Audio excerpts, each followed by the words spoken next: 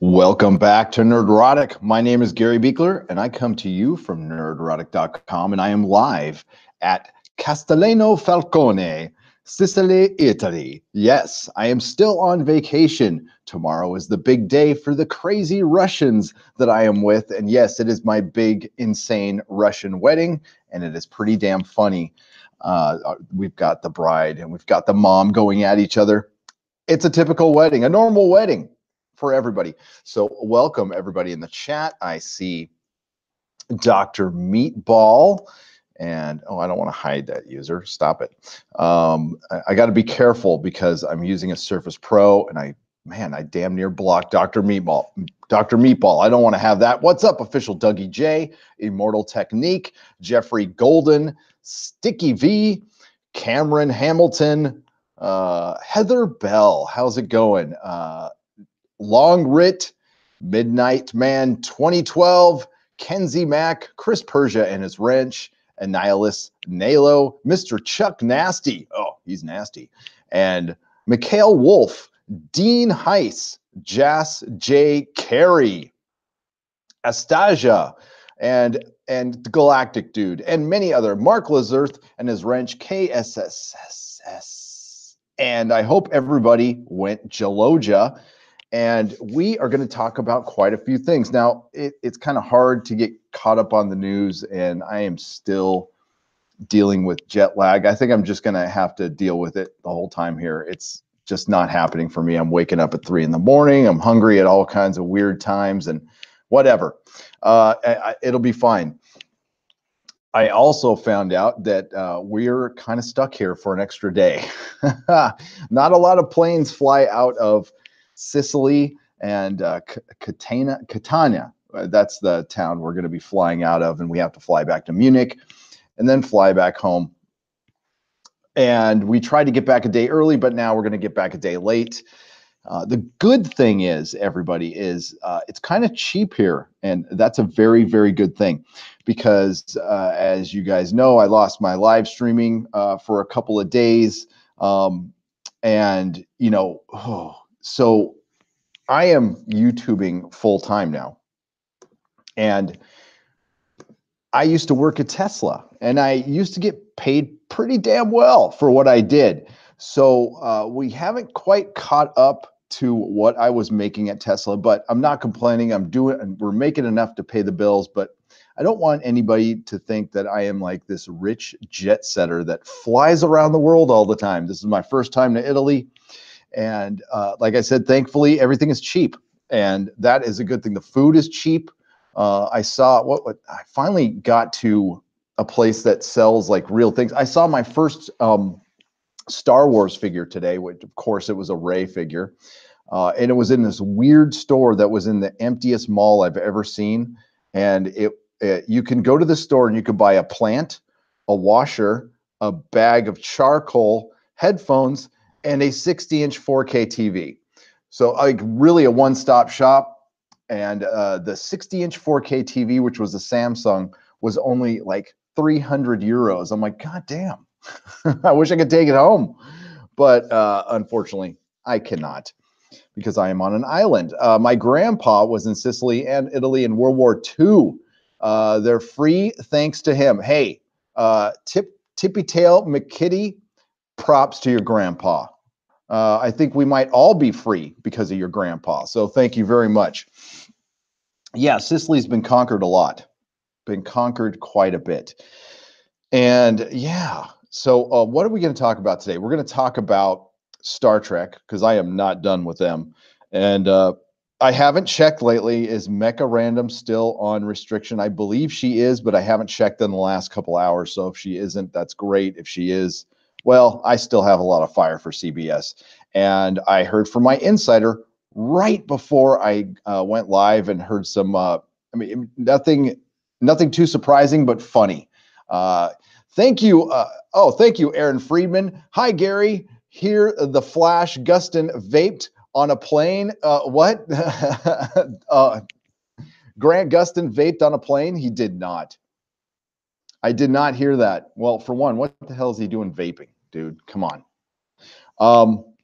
Yes, we will talk about the Joker trailer. I am going to make a separate video. I kind of didn't want to take away from that, but I'm making a separate video. We're going to be talking about the MCU today, and at what cost have we got the MCU? Have we received the MCU? The MCU has been wonderful. It's been mostly wonderful, but we have paid a very heavy price for this thing, and we will be talking about it in more ways than one, and in ways you probably haven't thought about, in ways I hadn't thought about until I had a lot of time. I was walking around a town in Italy watching my wife and her friends shop, so I had a lot of time to think today. Because honestly, I remember Nurkish. Yeah, no, shopping in Italy, it was kind of like European vacation.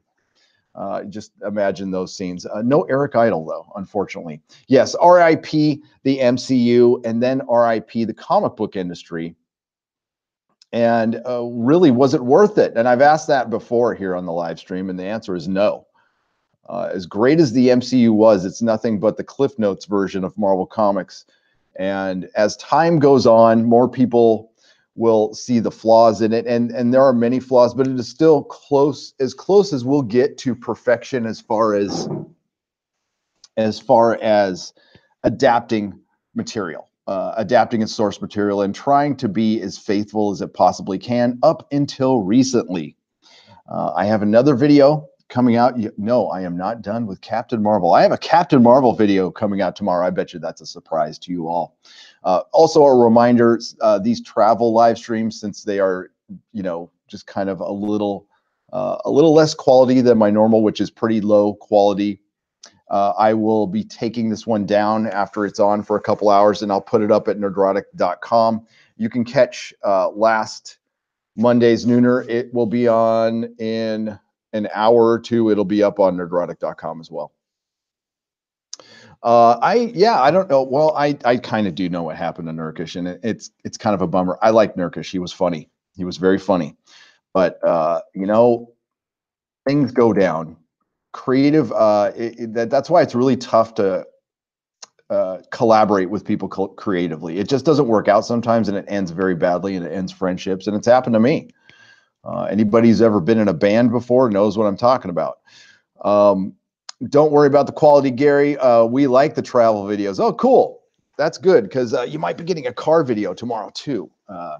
So I hope you like the castle video and that really hatchet job edit I did with that. That was pretty terrible, but I'm glad. I was sitting in a cool chair, though. Chris Blake, have you finished Tiamat's Wrath yet? No spoilers, but it's really good. Glad you're enjoying Sicily. I am almost done. I am almost done. I have tons of thoughts on it. Car video. I have lots of thoughts on it, but that will have to go. That will be on Nerdrotic Live when I do the rest of my book reviews on that. I'm going to do it in chapters, but thank you very much, Chris Blake. Yeah, I liked it. I really liked it a lot.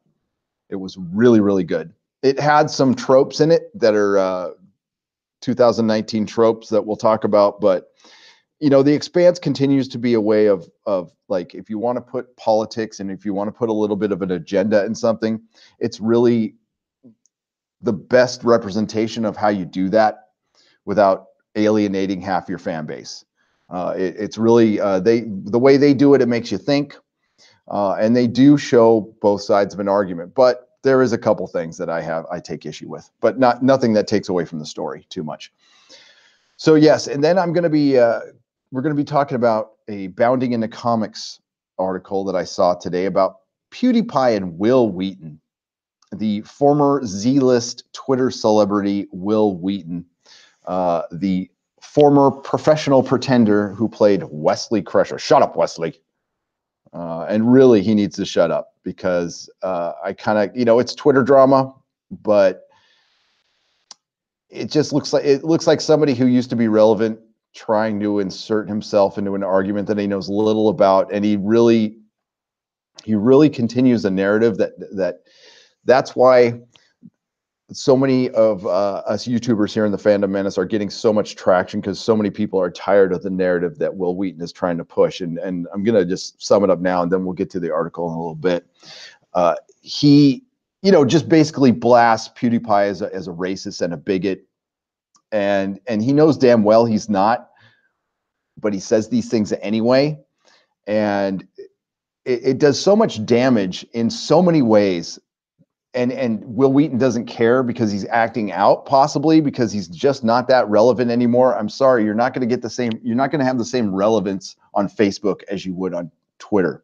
And of course, he rage quit Twitter, and I'm sure he's regretting that every day. But he can't go back. But I wouldn't be surprised if he does. But we'll get to that in a second. I want to get to the chat a little bit here, and then we're going to talk about the comic book industry. What's up, Spartan Jeremy? I walked into a living room earlier and found my family watching Project Blue Book. Oh, you did? God, Project Blue Book was such a disappointment for me, and it's because of my expectations, Spartan Jeremy.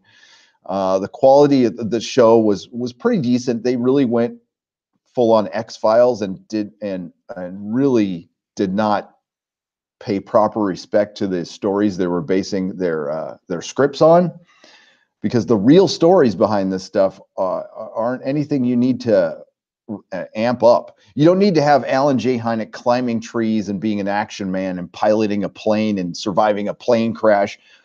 They tried to action it up way too much, and it just got ridiculous. So a lot of people in the UFO community have take issue with it, and I kind of am one of them. Dr. Forbin Colossus, I owe you a reading of your super chat, and I will do that let's do that right now. Let me get to that. It's going to take me a second, so I will give me a couple minutes on that one, and I'll read your super chat because I missed it last time, and I do apologize.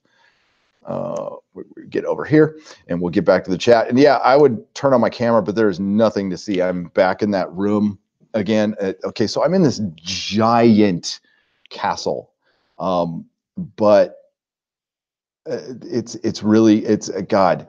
I hate to sound like somebody who would complain about this. It's rad. It was built in 1392, and it was a gift from one king to another for fighting off the freaking Byzantine Empire or something like that. I don't even know. And it's cold. It's huge. It's got like a little dungeon passageway to the beach. There's a taxidermy everywhere. I showed you guys the hoof lamp, but I mean, if you go to Twitter, you'll see there's 2 rhino heads. There's rhino hooves. There's a chandelier made out of antlers. There is tusks everywhere. There's gongs made out of, who knows, it could be not gongs, but a drum made out of human skin. I have no idea what it's made out of, but this place is PETA's worst nightmare. What am I wearing? I'm actually naked right now, Nordry. No, I'm not. I'm wearing what I usually wear. I think I have my Venture Brothers Big Villain shirt on here. I could turn on the camera for a second, but again, it's not really. There's not much going on, folks, really, and it hurts the stream. But we don't want to cross the stream. So hello, everybody. Yes, I'm in a big empty room with my friend behind me. And here, there's the creepy passageway over there. But you know what? I'm kind of disappointed. I'm going to really regret saying this when I do. I'm turning the camera off. I haven't been creeped out or spooked out once. And this place is legit creepy at night. Like when the lights aren't on. But I went EVP hunting. Nothing. I haven't seen a shadow person. I haven't seen anything. So hopefully I see something later. But you know, that always happens for the people who want to see stuff. And yeah, of course, the bride, I keep bringing it up. Is this place haunted? She's all, don't say that. But it's creepy, but nothing. I haven't seen anything yet. But who is standing behind me? Oh, no, boy. That's who's standing behind me. Will Wheaton oversteps his bonds most of the time, and books are on the way. Oh, well, awesome. Thank you, Mike Brown. Oh, that is great. I will review them, Mike Brown. That is great. Thank you very much for the $5 super chat. Mike Brown's a writer. He's got books on Amazon. Dean Heiss. For $5, glad to see Umbrella Academy was renewed. For once, a good show gets some love. Hey, that is news to me. Dean, thank you very much. Umbrella Academy's been renewed. Great, especially since they left it on a cliffhanger. But that kind of would have been a proper ending, in my opinion. Finally, I hear Gary at YouTube fecking with my algorithms. Yes, they are. You know, I think I left that on the cutting room floor because I want to do a separate video because somebody brought this up at the end of my live stream, and I've seen this quite a bit. I've seen this with the quartering, I've seen it with Comics Division, I've seen it with Geeks and Gamers, and I've seen it with my videos. Certain live streams, when they end, or certain videos, when you see that little recommended playlist on the right-hand side, you see a bunch of kid videos, and I mean like kindergarten videos and people of like adults playing with toys, and it's supposed to, you know, it's those videos can be incredibly popular. And yeah, they're recommending, and it's anytime one of us gets semi-political, you'll see that get recommended. So I think that's a way to bury your video in the algorithm. I think that is deliberate by YouTube, and we should really kind of keep an eye on that. Because yeah, that's a thing. So I've got screenshots of it, and if any of you see that, please screenshot it and send it to me at gary@nerdrotic.com. I have screenshots of it happening to the, like I said, the quartering, Geeks and Gamers, and Comics Division. And it happened to me on the live stream. So that's pretty weird. That's pretty weird. So what do you want to start with? Let's start with PewDiePie. Let's start with PewDiePie, shall we? All right. Oh, Will. And okay, so there's a method to my madness here. I'm going to read this article, and then I'm going to share a little Will Wheaton story with you.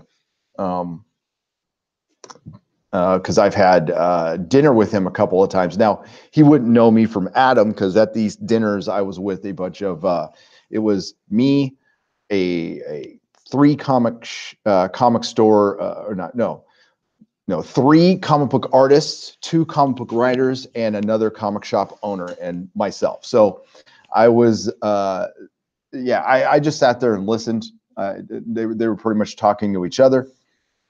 I'm not going to give the specifics of the conversation, but I'll give you generally what was talked about and the tone. And it might contradict some of the stuff he says here in this article. So let me get rid of that. Okay. This is thanks to Bounding in the Comics, by the way. Please go to Bounding in the Comics. Great site. Good friends of ours. John F. Trent is future Pulitzer Prize winning John F. Trent, as I like to say, doing God's work over there. We need websites like this to break the narrative. All right, here we go. Actor Will Wheaton attacks PewDiePie, racist piece of bigot. Wow, that's such a hot take, Will. I have never heard that before. Actor Will Wheaton, who voices Jonathan Rook in Netflix's Stretch Armstrong and the Flex Fighters. You know, that's his gig right now. Okay, you know what? I'm not judging. As well as Aqualad on Teen Titans Go, attacked popular YouTuber PewDiePie, aka Felix Kjærgaard, is in a now deleted post from Facebook. Wheaton called PewDiePie a racist piece of bigot. Wheaton would also attack Facebook, writing "F you for recommending and providing a platform for this racist POS bigot." Well, you know, that's kind of the feeling I get when I get recommended anything that you do, Will Wheaton. So, yeah, turnabout is fair play. His attacks against PewDiePie on Facebook came after Facebook suggested he join PewDiePie's Facebook group. Yikes! Will Wheaton thinks he's relevant. That's pretty funny. Young Mike and Ike. And YouTuber Poison Pixie claims to be a huge Will Wheaton fan, would also capture a number of Wheaton's comments in response to fans criticizing his attacks on PewDiePie. And there is that Nerdette? Is that Nerdette right there? Nerdette Newsstand? No, it's Poison Pixie. I'm sorry. I thought that was Nerdette. As captured by Poison Pixie, Wheaton noted, "I've heard the endless string of racist and bigoted things come straight out of his mouth for years. It was just a joke. It is not. It is not the get out of being racist for free card that he seems to think it is. He's a racist and a bigot, and he's fine if you're going to, and it's fine if you're going to be a fan of his, but pretending that he isn't what he is based on his own words." Did he ever say he was? When not in jest, by the way.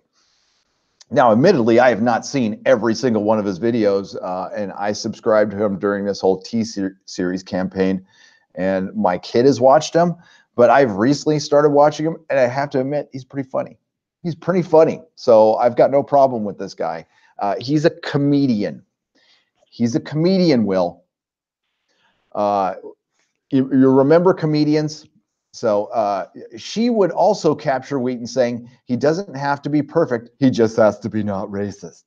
Will would post a follow-up on his Facebook archive here explaining why he deleted the post. Wheaton would write, "I wanted to lock comments on the post I made yesterday about PewDiePie because it's filling up with really, truly vile, racist, homophobic, misogynist, bigoted memes and comments for people who have flooded to my page. I guess I make the point that this guy isn't a racist. I guess to make the point that this guy isn't a racist bigot. It seems weird to throw a bunch of alt-right memes at me as an argument that this guy doesn't support the alt-right hatred. It's almost like they're making my point for me. Parents whose kids are really into this guy, are these the people you want your children around?" I don't know if Will Wheaton is a parent, but being a former child star in Hollywood, just by default, I wouldn't want my kid around you. I wanted to lock it because I don't have the time to debate all the vile, racist, hateful garbage that all these kids have time to post. But Facebook won't let me lock comments. That seems like a problem, Facebook. But Will Wheaton has a problem with something. Everybody needs to change now because Will Wheaton has a problem. Wow.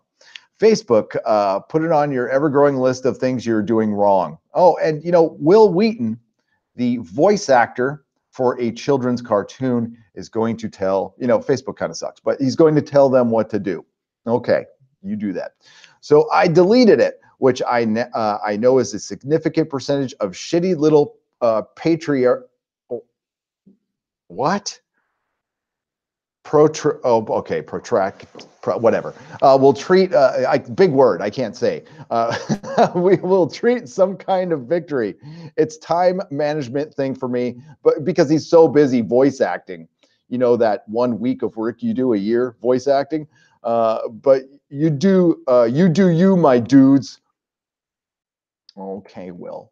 By the way, I was blocked by Will Wheaton on Twitter. I have no idea why. This is before I was, what's that? He kind of looks like Hitler wearing a fez right there. Is that what he means to do? Is that kind of his thing? I think he's dog whistling that he's really likes Hitler. But there's the thing. Whether you believe that the guy is a racist or not, it makes me truly profoundly sad that so many people seem to be entirely comfortable with his dehumanizing people based on their race.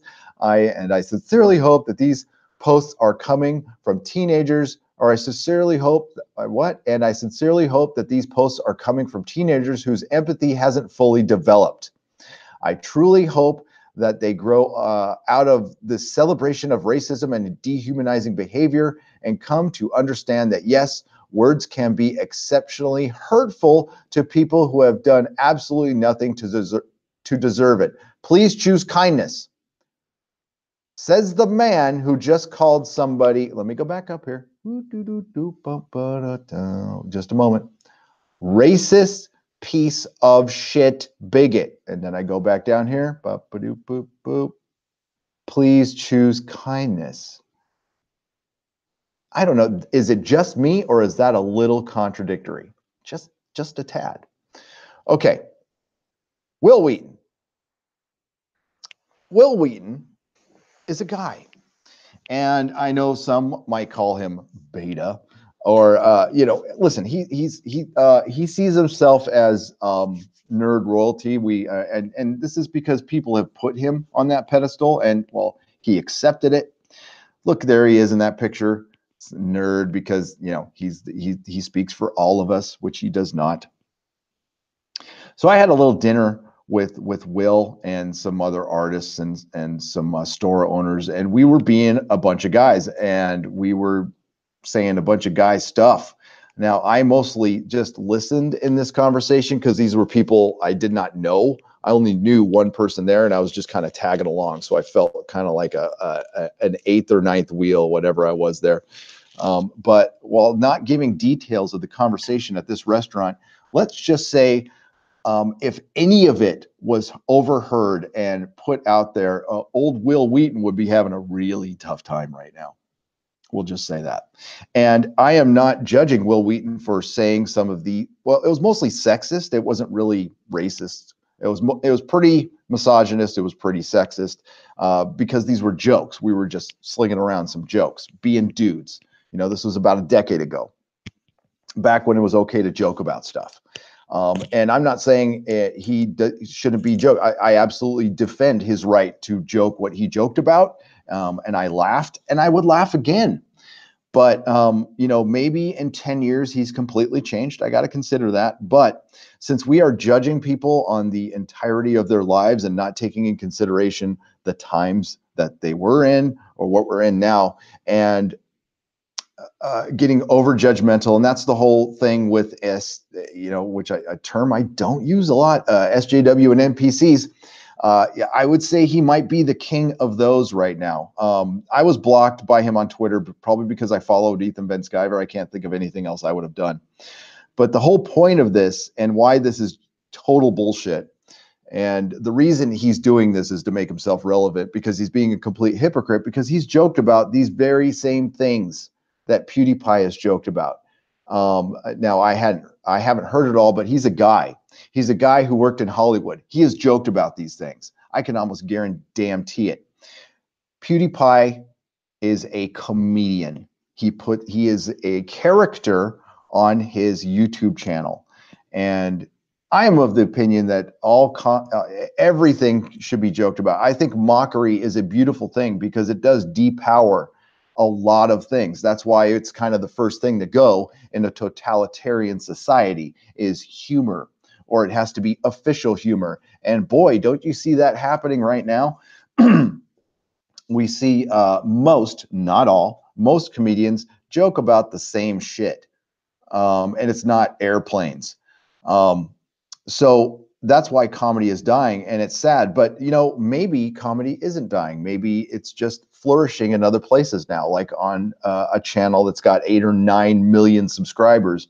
A subscriber count Will Wheaton could never achieve, because Will Wheaton watches what he says, or he says what he thinks will be popular. He doesn't say what he really means. I had a brief glimpse at the real Will Wheaton during a dinner conversation, and I gotta say, I think people would like him more that way.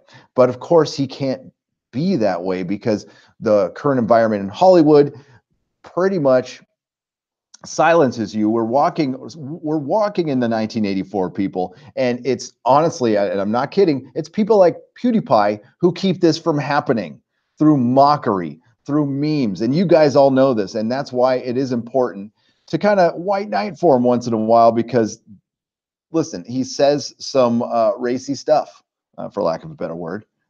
So do we all, but he's not afraid to say it, and he's pretty funny, and yeah, I mean, maybe if Will connected with his audience the way PewDiePie does, he wouldn't be lashing out at a man he probably doesn't know and trying to insert himself into something that has nothing to do with him. And of course, he's going to get crushed. And the reason you were getting, just flooded with memes is because you need to pull the stick out of your ass, Will. That's what we're talking about. So PewDiePie doesn't wake up in the morning trying to hurt people. And I know I'm saying the obvious here. He wakes up in the morning trying to make people laugh. And well, he does a damn good job at it. And it's important that we keep comedy, and yeah, it's important that we keep comedy dirty and wrong. And it can't just be dirty and wrong for one side. We need to be able to make fun of everybody, all religions, all people, all the time. And once people have good sense of humors about themselves and they can laugh about it, self-deprecation is a great thing.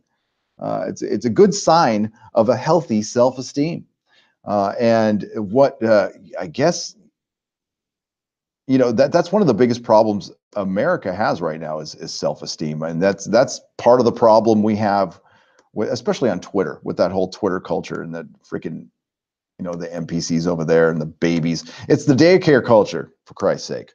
So yeah, don't get me started on that. And that was what I woke up to this morning. I woke up this morning and read that article and got all pissed off about it. But and I usually don't ever talk about PewDiePie, and I'm completely new to him. So, but he's funny. He's funny, and we need comedy like this to take the bite out of all the craziness and bullshit that's going on right now. And mockery is a good thing. I mean, Star Trek Discovery. Star Trek has become a parody of itself. It is a complete mockery. And that's the only way I can really deal with how bad that show has gotten, is to laugh at it. And that's why it's important to laugh at stuff. And people are just going to laugh at you now, and not in the right ways. And that's too bad. That's too bad, because really, you were a child star, your career was over, and then you found a new life on Twitter. And not a lot of people get that opportunity. And well, you rage quit. And I bet you're sorry you did it. So let's get to the chat a little bit here. And and if you ever want to talk about it, Will, my door is always open to you. Find your voice, man. Find your voice. Maybe say what you really think. And you know what? It could be, I'm not saying your politics have to change, but you can't really be out there going, PewDiePie is hurting people with his words. With his words, people. Yeah. Let's get to the super chats here real quick. Elves, not trolls. Yes, Peter Davison, Australian $2. Elves, not trolls. Well, I haven't seen any elves or trolls yet, but I'm in Italy. So they probably got whacked by the mafia. That's what I'm thinking. I could talk about this here. I'm sure it won't get me in trouble at all. So we were talking to our tour guide, and she looked a little overworked because we went on a couple tours, and we went on 3 to be exact, and she was the tour guide for all 3 of them. But yet this was this big tour company, and it had a bunch of other people, and she's all, no. She's like, I'm the only one who works. The other guys, they're just they're part of the business, but they don't really do anything. It's just their quote unquote job, because I guess this place is still pretty much run by the mafia. And I know this might be it was news to me. It was news to me. I'm like, really? Still? And yeah, I guess it is. An entire island run by the mafia. Cool.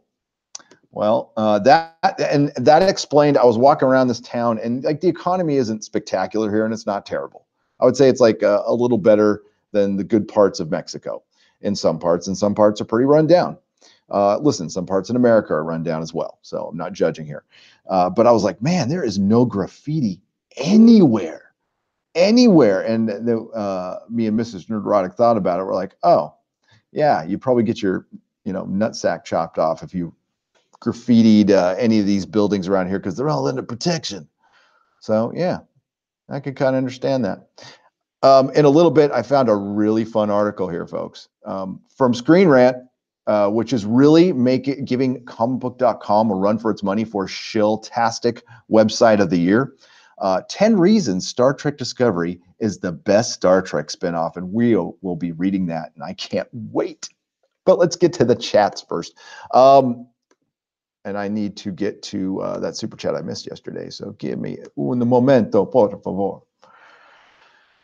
I gotta be kind of quiet here. I'm sorry. I don't usually have my booming voice isn't on because it's very echoey in here and people are asleep. So please forgive me. And let's get here to the.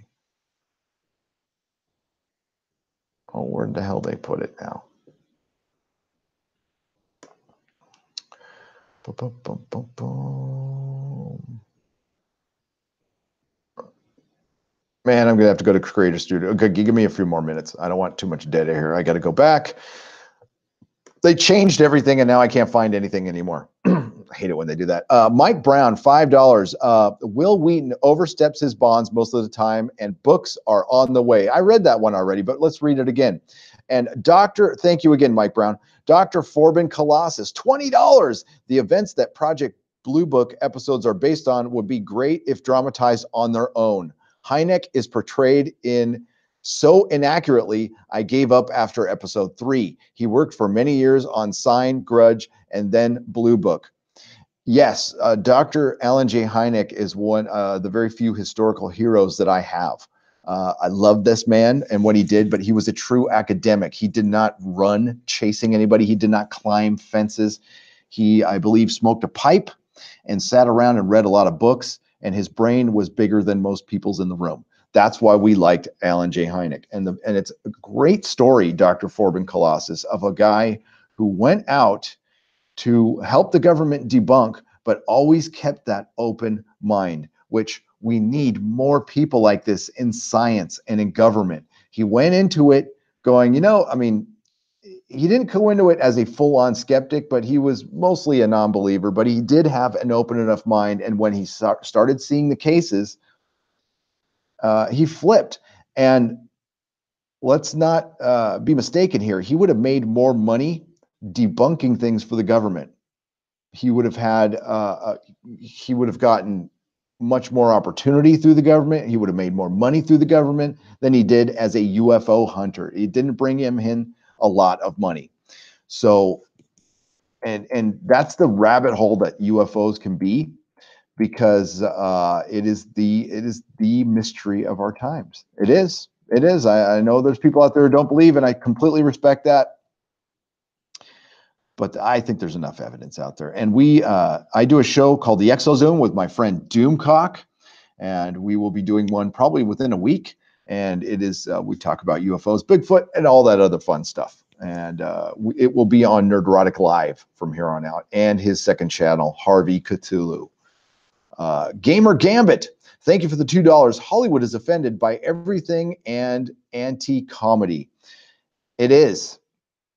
And the thing is they used to be the worst offenders in all of this.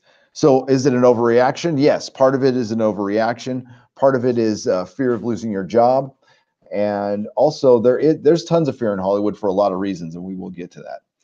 H. Riley, £5. I'd pay good money for Patrick Stewart to redeliver his famous line, "Shut up, Wesley," in response to this. I would pay serious money to hear that. I would love to see a one-man show of Patrick Stewart just saying, "Shut up, Wesley," over and over again. All right, we're going to get to Silhouetted Animator for $10. Rebel Taxi is worse person YouTuber than PewDiePie. RT is actually a legit, I don't know. Sorry, I don't know what a P, a legit. Okay, got you. RT is a legit, you know what, who's never called out for it, or, and is it because of his politics? For it, or any of his creepy stuff he's done around women like Tara Strong. I'll have to look into that. Silhouetted Animator. Thank you for the $10. What a creepo. What a creep. Oh, there's people who get away with it all the time. That's probably a subject for Nerdrotic Live. I have lots of thoughts on that. Peter Davison, Australian $5. Self-pity. With my and selfies time. Oh, selfie time. Self-pity. Australian $10 and Australian $5. Peter Davidson, say hello to your mom for me. And I hope Mecarandum gets her koala. Peter Davison sent me a giant koala, and it was cool as hell. And Jean-Luc Picard is here, he's in Canada for some reason, giving Canadian $2. Shut up, Wesley. Shut up, Wesley. That was better. That was better. Peter Davison, Australian $2. My sister's gang?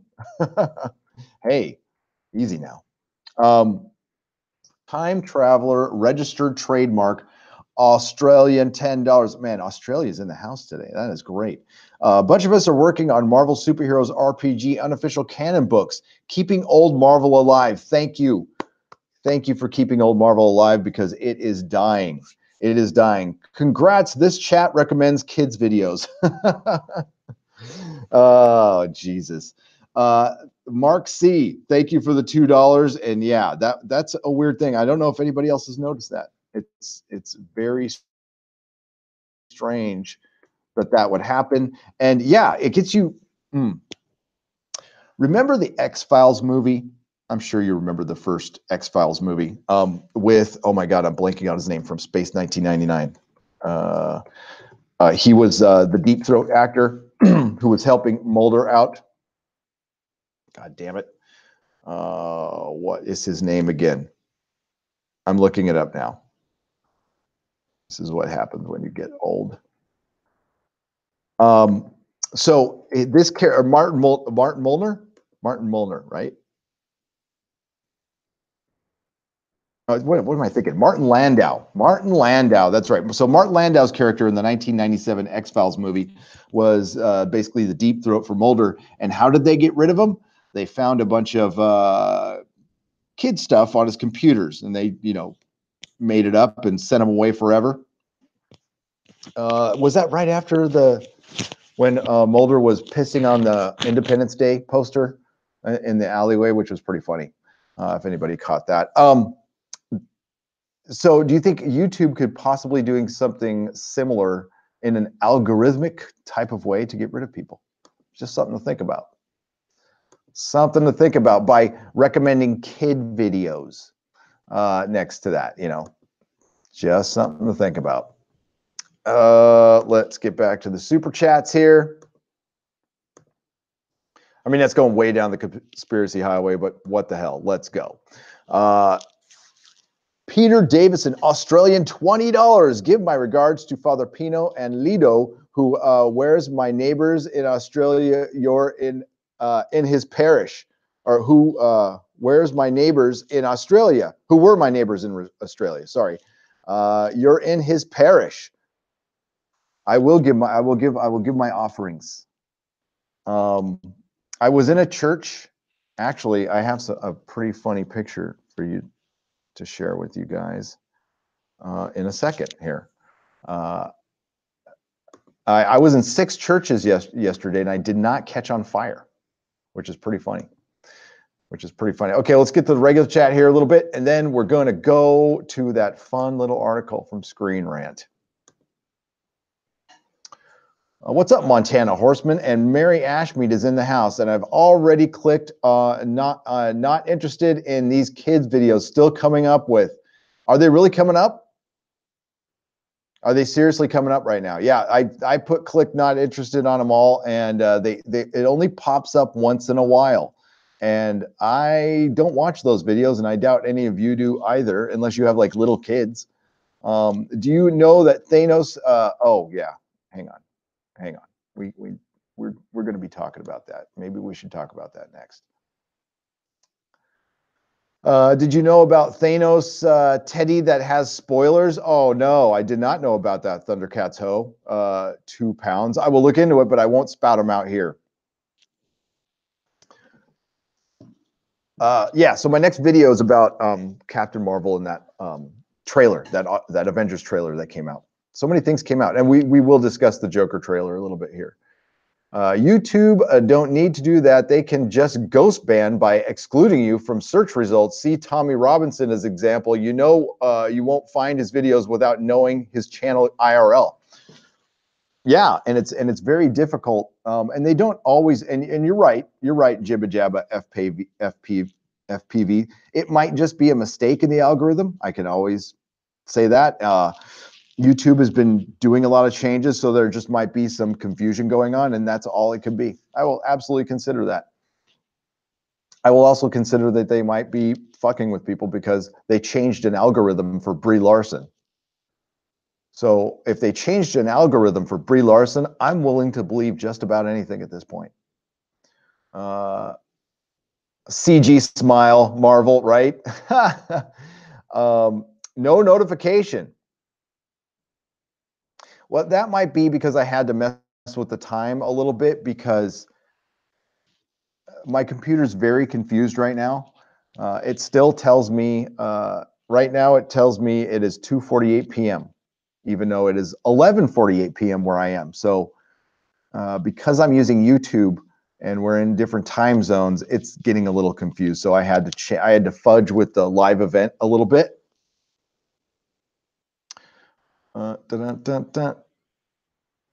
Yeah, here, I'll check it. I'll check it out myself. Mrs. Nerdrotic is messaging me, by the way. Oh, the next tour I'm going on, by the way, is the Godfather tour. I'm going to go to all the Godfather locations that were filmed here. I can't wait. It's going to be great. Okay, I'm checking to see what is on this video right now. The reception here just sucks. How's the stream sounding, guys? Does it sound okay? Everything sound fine? And again, I apologize. I don't have my normal voice going. It's kind of throwing me off my game a little bit, or maybe it was the Red Bull. I don't know. Okay.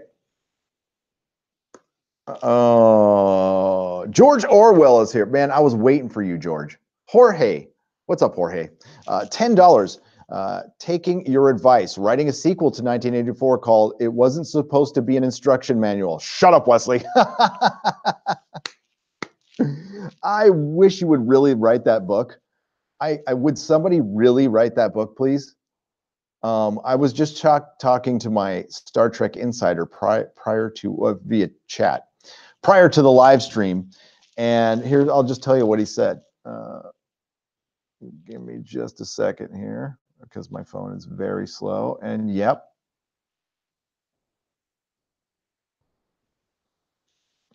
he said. Live stream. Oh boy, I don't want to hear myself. Oh, what a rookie move. Get rid of that. Okay. CBS is melting down.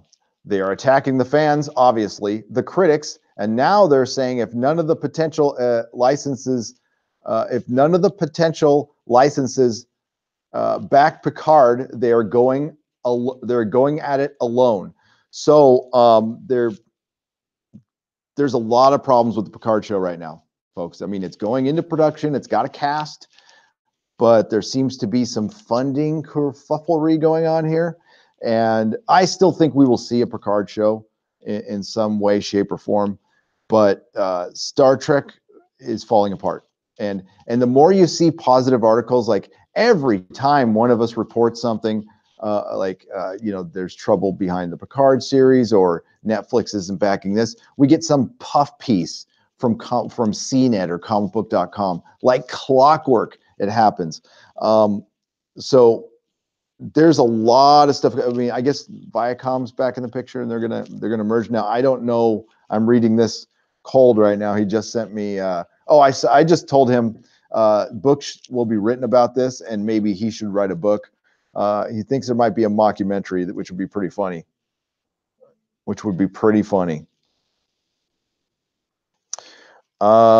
Yeah, so, okay. They are at war with anyone who shits on STD, and Netflix might not carry. Oh, okay, here we go. They are at war with anybody who shits on Star Trek Discovery. That's me right now. And Netflix might not carry season 3. This is almost political as an SJW fight not to admit failure. So it is not about ratings. Now it is about being too important to fail. They will, if it happens, but full war with the fans, with Picard, lie, cheat, and steal. If you think the bite back has been bad for Star Trek Discovery, folks, if any of us criticize the Picard show, which, listen, I'm hoping I don't have to. I'm hoping it's good. I'm hoping like, hey, Star Trek Discovery sucked, but the Picard show is good, and let's just enjoy it. That is my hope. But if it sucks and it goes down the same political roads and it uses just, if they make it an anti-Orange Man thing which pretty much Star Trek Discovery started as, and and why am I saying that? Because they admitted it. That's what they said. So I'm just using their own words. If Picard goes down that road, I'm going to rip it to pieces. So I hope I don't. Believe me, I'm not looking forward to the stuff I'm going to be getting from the MCU from my next video. So yeah, that's very interesting. That Netflix and CBS. If you're listening, friend, insider, right now, shoot me back an answer to this: is the rift between CBS and Netflix, if there's a rift, does that have anything to do with our friend Anas Abdeen? Does that play into that at all? I would love to know that. And let me know if I'm supposed to answer that out loud or not, please. Here we go. Dennis Alderman, $20. Hi, Gary. I sent you some snapshots of the kids' suggestions to your email. Also, any EVPs there? Dennis, 2 nights of EVP hunting came up completely dry, but that is not stopping me. I'm now taunting the ghosts. I think I called them pussies last night. So hopefully, maybe I need to say it in Italian. Maybe I'm just not. Maybe I need to start taunting them in Italian, or maybe it's Latin. That's how old it is. I don't know. But I was taunting the ghost last night. It was pretty funny. The cool thing is Neurotic Jr. is like not scared at all. He's like ready to. He's down with going. We went down into the dungeon. Well, it's not a dungeon. It's a tunnel that goes down to the beach, but it looks like a dungeon, and without the lights on, it was pretty cool.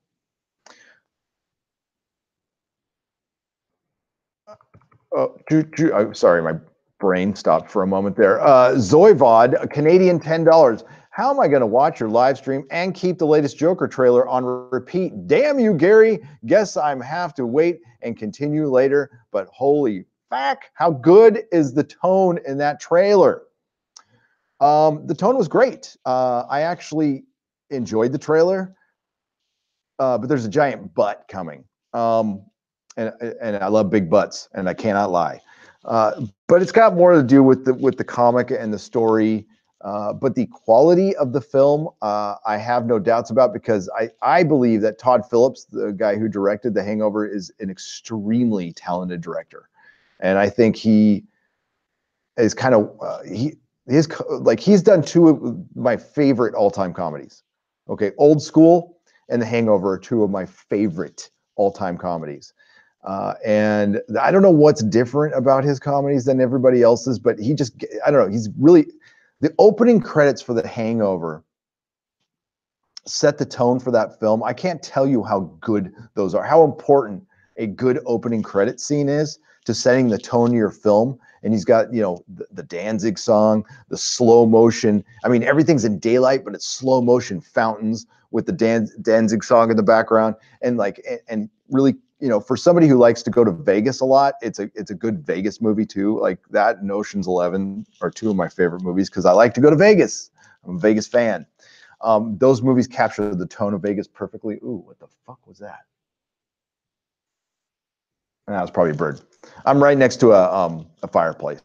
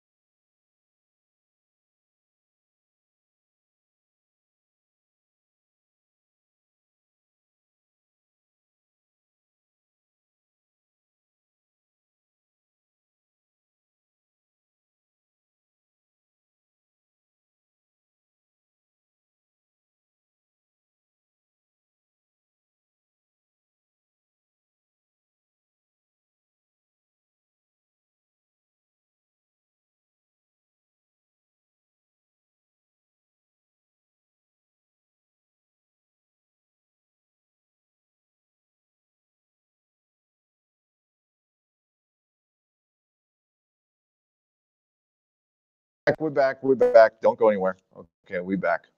It just blipped out for some reason. Okay, so as I was saying, Martin Scorsese had some involvement in this, and it looks like that type of film. Does the Joker origin story need to be told? That's kind of a story I never want to know.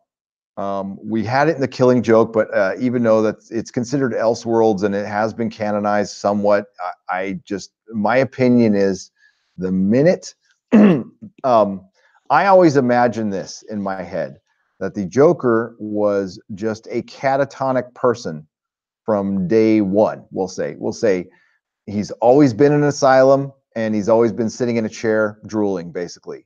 But the day that Batman put on the cowl, he switched on as a force of nature.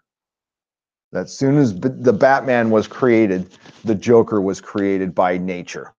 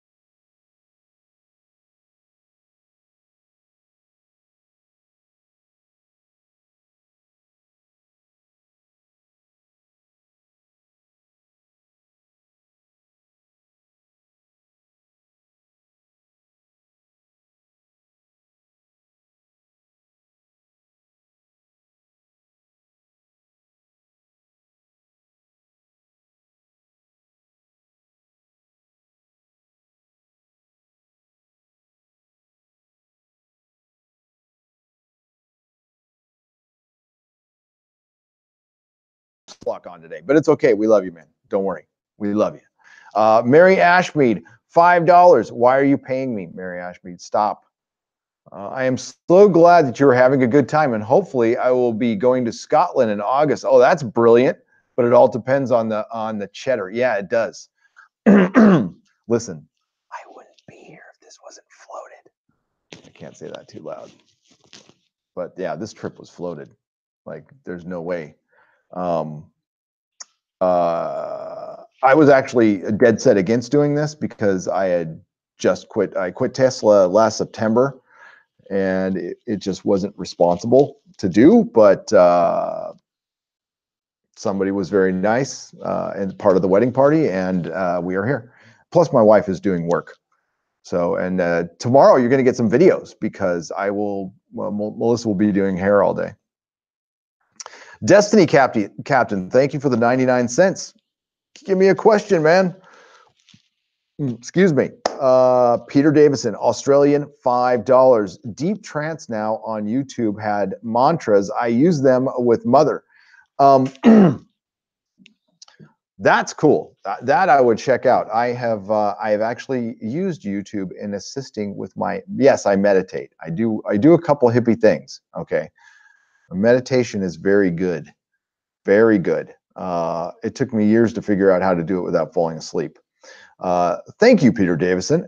Canadian, $10. The reason I get excited to see movies like the new Joker is because I hope it's done very well and smash the box office so we get less superhero movies and more good movies based on superheroes. That's a great way to put it. That's a great way to put it. The only fear I have is they're going to want to start doing the Logan grounded thing. Now, if we get good movies out of this, that's great. A good movie is a good movie. But what Hollywood tends to do is emulate, and believe me, they would love to emulate Logan because that's probably one of the cheapest superhero movies ever made, and I'm betting Joker was too, especially since it's only going to be out in a few months, and that's great. But Venom was fun, but it was a bad movie. It was a bad movie that I liked. I think we might be getting more of that, unfortunately. All right. I say let's talk about the MCU before we get to Star Trek Discovery a little bit. Let's get to the chat here, and then we're going to get into the MCU. Hang on a second. My chat disconnected from when I got blipped, and that might happen. So if it blinks out, folks, don't worry. I'll be right back. I am on a crazy internet here. Here we go. Give me just a second, folks. I'm sorry. Yeah, this is why I'm not keeping him up on the channel. There's too many like long silences here.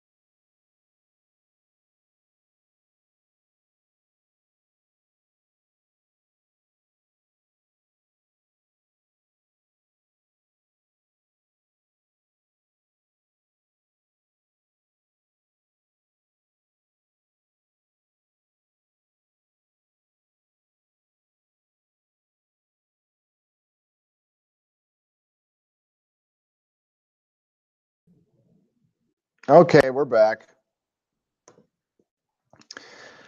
It keeps blipping out on me.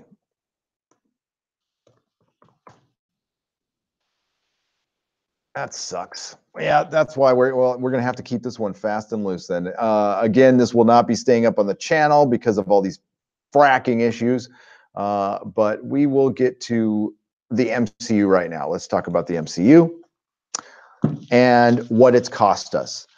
Now, part of the problem, there's the obvious reasons that the MCU has cost us the comic industry because we'll just say the entertainment part. It gives you something that the comic books can't. We actually see our superheroes in motion. And when that is done well, it can hurt the sales of the comics. I'm going to give you the example of The Watchmen. Love or hate the Watchmen movie, and I like it. And I know a lot of people hate it, but I like it. Love or hate the Watchmen movie, visually, it was pretty spot on. I know it's missing the giant ending, but let's just say, as far as Rorschach, Dr. Manhattan, the comedian, visually, it was a spot on movie. Tone, spot on. In my opinion, it came out 10 years too early. I think it would have been better for Watchmen to come out, say, 2019, maybe 2018. But I used to sell 10 to 20 Watchmen trade paperbacks like clockwork, like every week for, God, when did the movie come out? 2009. So at the time, it was like 6 years straight.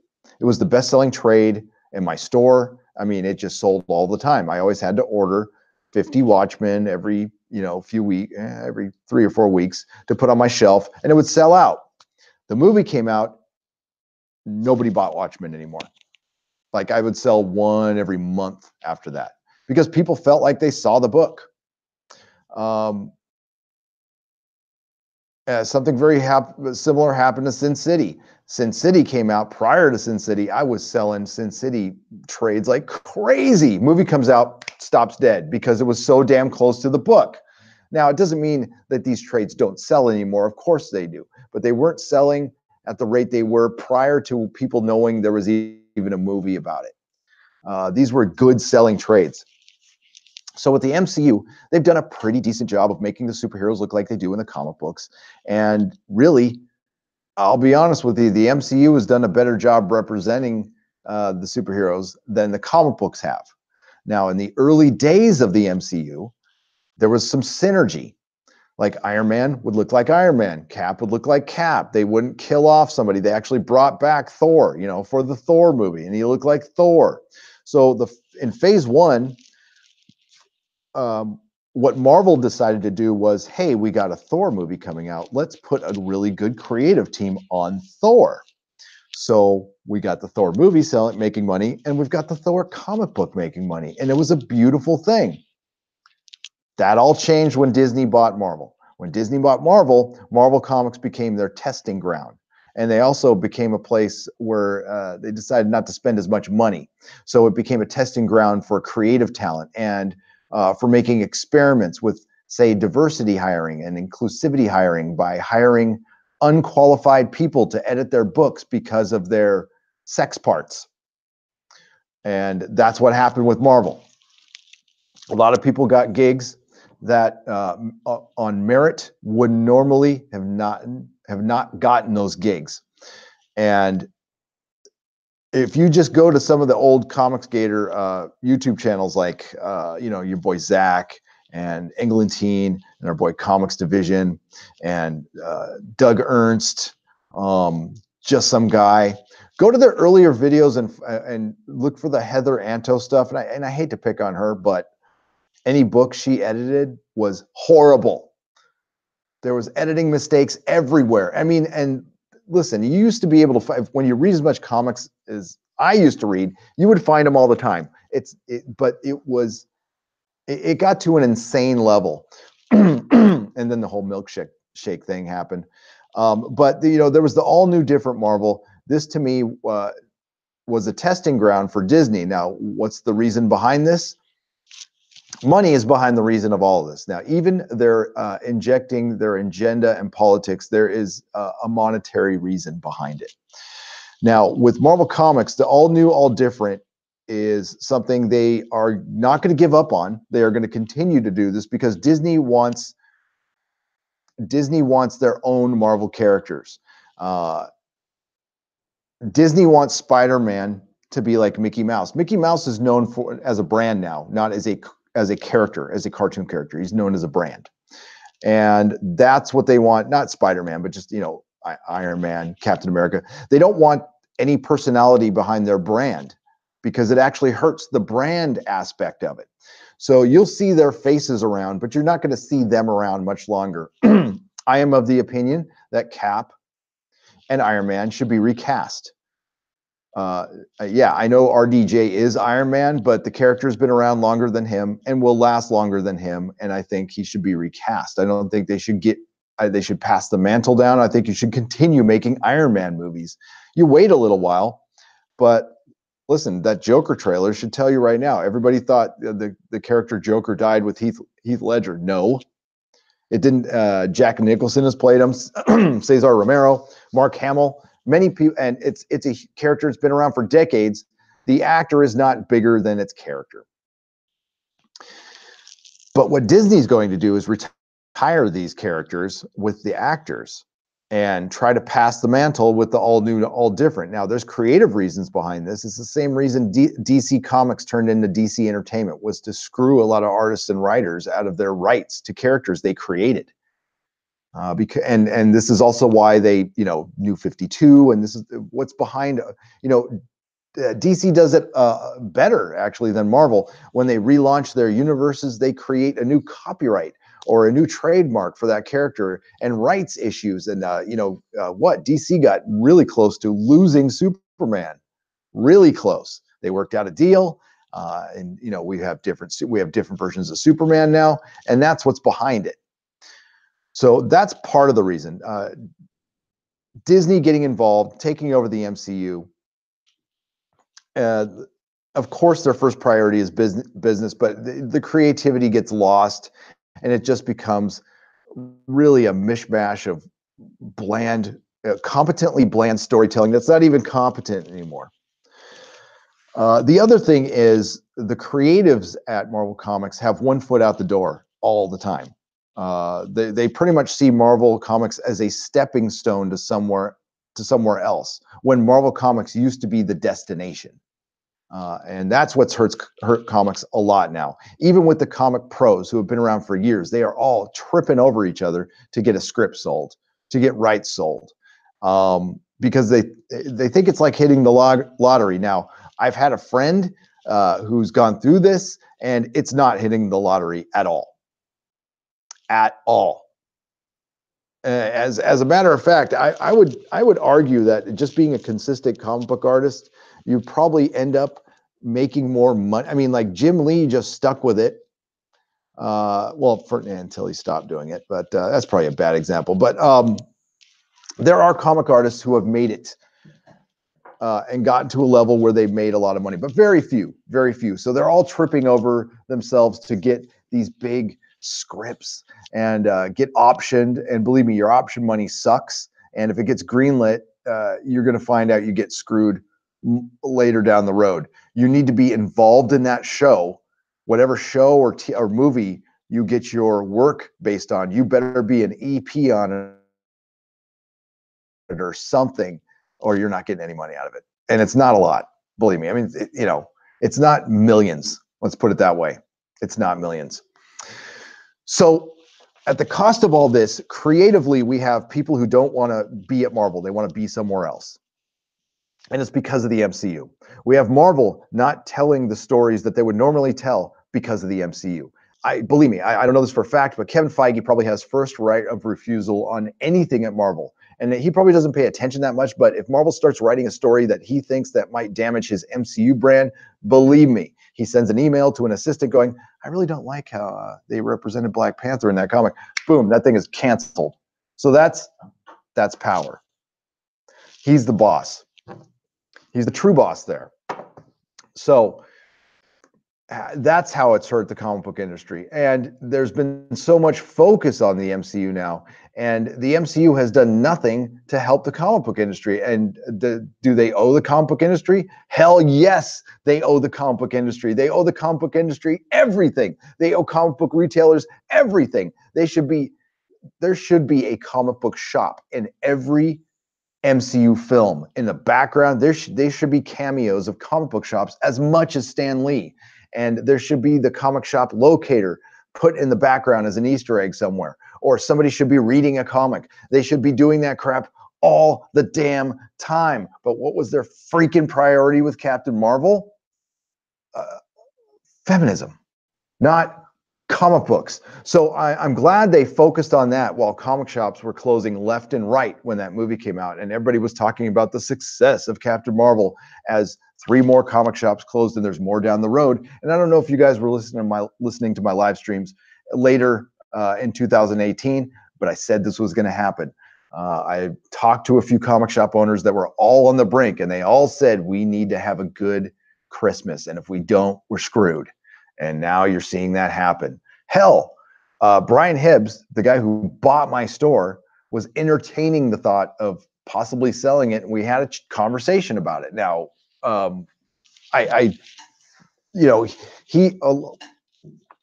he wasn't sure he was going to 100% sell it, but he gave me a price, and I said no. I said no. Can't go back home again. But that being said, the comic industry is dying when it doesn't need to be dying, and it's because the MCU feels like it doesn't need it anymore. It simply doesn't need it anymore. And that's the biggest mistake it's going to have. Sure, it's got source material forever, but it doesn't have any good modern source material. And you do need to mix that in with your older stories. They have mixed in a little bit of the old and new. They really can't do that now. They're past anything good. Anything past Secret Wars is trash compared to anything that came before it.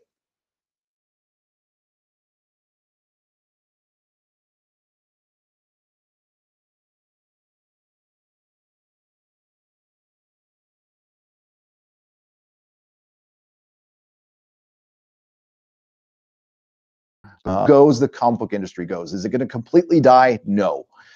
You'll still have stores here and there, but as we've talked about before, there's a threshold, and Diamond has never been swimming in money. Diamond's had its own financial problems in the past, and they have less comic shops paying them now. Now they have other, forms of income, which is good. They've diversified, which is good because they're going to need to, because they can't rely on those comic shops much longer. And listen, it's a niche thing. I'm walking around an island right now that's pretty much untouched by pop culture. completely untouched. I found a Star Wars figure, and that's because I've been looking. Now, I've not gone into every city, but I've been around quite a bit, and you just don't see anything anywhere. It's kind of weird. It's kind of nice, to be honest with you. But this has an expiration. The MCU has an expiration date. I know people. I don't think we're in superhero fatigue yet, and I don't think it will take superhero fatigue for people to get tired of it. I think they'll just be over with it without being tired of it. They'll go, "Hey, Endgame came out. It had end in the title. It was the ending of the story. Cool." And I don't feel like I need to see, Spider-Man: Far From Home, and it probably will do good anyway. But Captain Marvel, a good half of its take was from people with FOMO, fear of missing out. They didn't want to miss anything that could possibly lead to Endgame. Captain Marvel, you drop that same damn movie, not sandwiched in between the two greatest films as far as superhero films of history, as far as making money and importance. It doesn't do the same thing.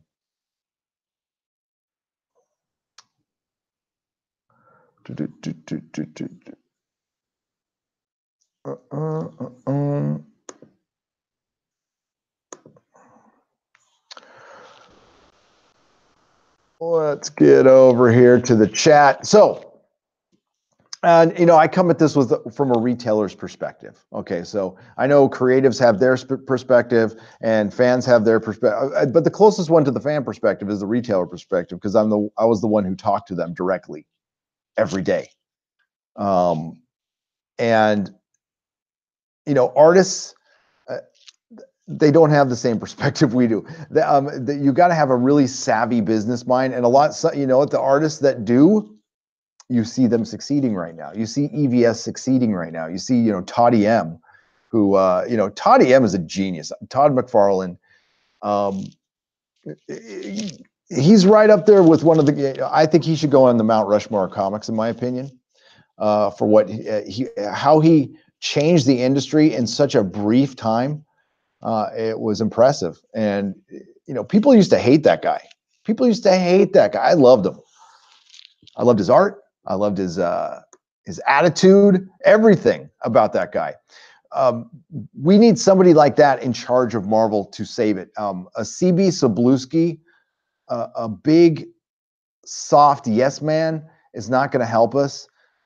Axel Alonso was the single worst editor-in-chief I've ever seen of anything anywhere. I mean, like, he really buried Marvel, and that's going to be his legacy till the end of time. Until the end of his time, is the man who helped bury Marvel, Axel Alonso. But he's going to go start another comic book company. I'm sure nobody will support that.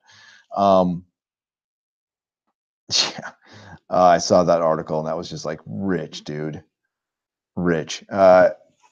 So we get the MCU, and the reason this is on my mind is because once Endgame comes out, and this is obvious, it's just not going to have the shine on it had before. And I have to say, and this is a preview of my next video, is Avengers Endgame's kind of already, in a very slight way, ruined for me. Just by the mere existence of Captain Marvel in that film. I feel I am so pissed and burned by what they did marketing-wise with Captain Marvel, what they did story-wise with Captain Marvel. Is Captain Marvel the worst movie of all time? No, it is the worst MCU film of all time. And it really did damage to the brand that they didn't need to do. And while I've said before, it is not perfect. The MCU is not perfect. It was as close to perfection as we'll ever get with something adapting story material on such a huge level with such a giant corporation. And the more money that gets involved in anything, the less creative something gets. And they were able to keep it going for a decade and keep the quality pretty damn high. And then it just cratered with Captain Marvel. It was just, oh my God. And then I saw her in that effing video flying the Benatar. And I'm like, And that was just like, what was it, a second of Captain Marvel? And it completely ruined the freaking trailer for me. And I'm like, God damn it. And, I like the rest of it, but I would have liked, I'm going to come out of Avengers Endgame going, I really like the parts that Captain Marvel didn't annoy me in, which it could be just a minute. That's fine. But that was a minute I didn't need to be annoyed. They didn't need to put her in. They could have presented Carol Danvers in a way that everybody would have liked her, but they purposely made her the way she was for a reason, for agenda. You could have made her charming. You could have made her nice. But apparently when you have a lead actress be nice, it is considered a form of weakness now. So we have to have these, as what was it? Dave Cullen put it, a masculine female lead. And I got a Bella vibe off her, like immediately. So I had to sit through Twilight because Mrs. Nerdrotic, and I'm a good husband, and she goes to a lot of superheroes movies with me. So I go to Twilight. And, by the way, I think a lot of people liked Hunger Games because it wasn't Twilight. I sat through every Hunger Games movie, and I would do it 100 more times to not sit through a Twilight movie. Hunger Games was actually pretty good compared to Twilight. But and Katniss was a likable character, and Bella, within the first 5 minutes of that movie, I'm like, why does anybody like her? She's completely unlikable. So Captain Marvel was the same way. I do trust the Russos as well, but the Russos aren't the boss. If the Russos were the boss, she wouldn't have been in the movie. They didn't want her in the movie. And this is Kevin Feige. And I know, listen, I don't like reporting that Kevin Feige might have turned on us, or this is the way he was all the time. Or maybe he's just the guy who has to take responsibility, and it's really Alan Horn and Bob Iger, which I can admit, but I haven't heard anybody say that. Kevin Feige has been saying, I'm the one who's been back in Brie. So we can trust the Russos all day long, but I want to remind you that they do a show called Deadly Class. Go watch that show. It's got a lot of agenda in that show. So I think what we falsely assume is, they brought us really good stuff in the past that they don't agree with a lot of the agenda that was put into Captain Marvel, and maybe have been wanting to put it in their movies sooner, and it was other factions at Disney keeping them from doing that. Maybe it wasn't the Russos. I'm just saying, entertain the thought. I do not want to be making videos criticizing the Russo brothers or Kevin Feige. This is not something I look forward to, because I know the shit that comes with it, which I can handle, but it still can be a headache sometimes. A headache in the fact that I got to sift through all that crap to try to get to your guys' message. So it's just something we need to think about. But yeah, I'll go into it more when I do my video. But and listen, I know I'm going to get shit for it, but that's part of why we do this here. I'm glad I'm not the only one concerned about Endgame. I've been getting a fair bit of flack for expressing my concerns. And you know what, Spartan Jeremy? Keep expressing your concerns. You're going to get flack. I'm going to get flack. Anybody in here is going to get flack. I mean, if it's respectful flack, totally cool. Totally. I mean, I wouldn't even consider that flack. I know Annie Trekker disagrees with me on Captain Marvel. I mean, he's completely wrong, but he can disagree with me all he wants. But what he's wrong about is, I mean, like, my opinion's my opinion. So I'm not really wrong. It's just my opinion. You can have a different opinion. But Captain Marvel's filled to the brim with agenda, like from beginning to end. It's in the pores of that movie.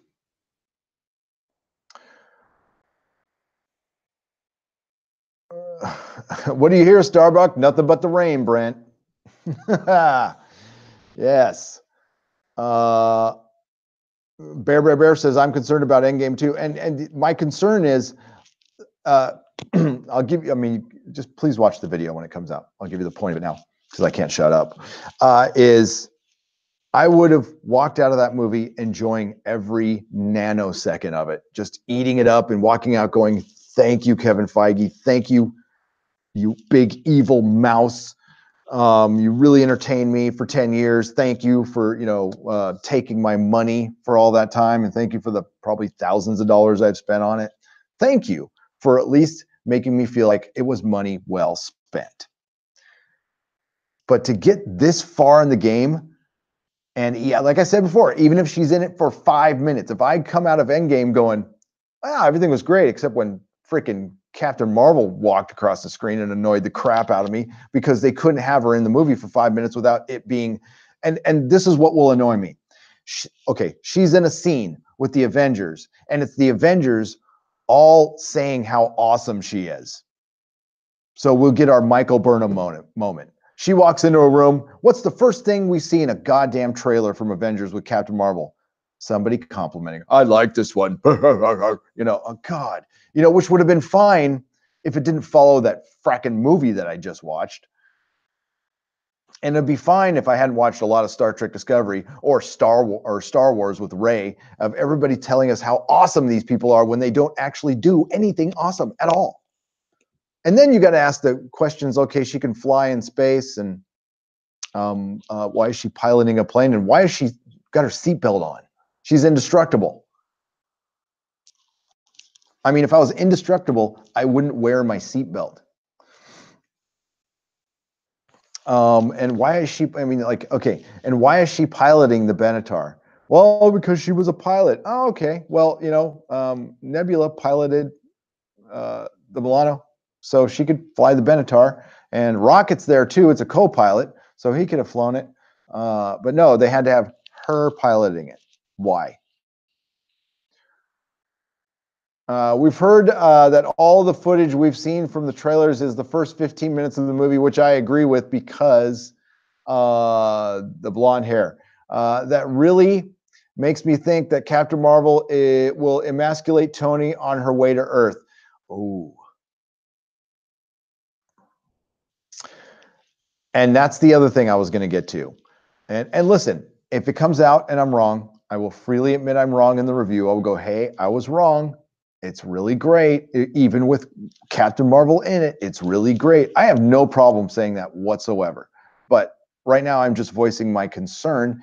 And listen, after watching Captain Marvel and I see these trailers, I'm finding myself enjoying them less because of her. So I would say damage done. Damage is already done. Why, Disney, would you risk that damage? Why is it so damn important to you to do this film, unless they felt pressured into it? Or maybe, I don't know, this is just my speculation. Maybe somebody had pictures of Kevin Feige grabbing somebody's butt or something like that. I don't know. They can't show us how awesome she is. They have to mansplain that she's awesome. Thank you. Yes, Matthew Madsen. That's exactly what's going on.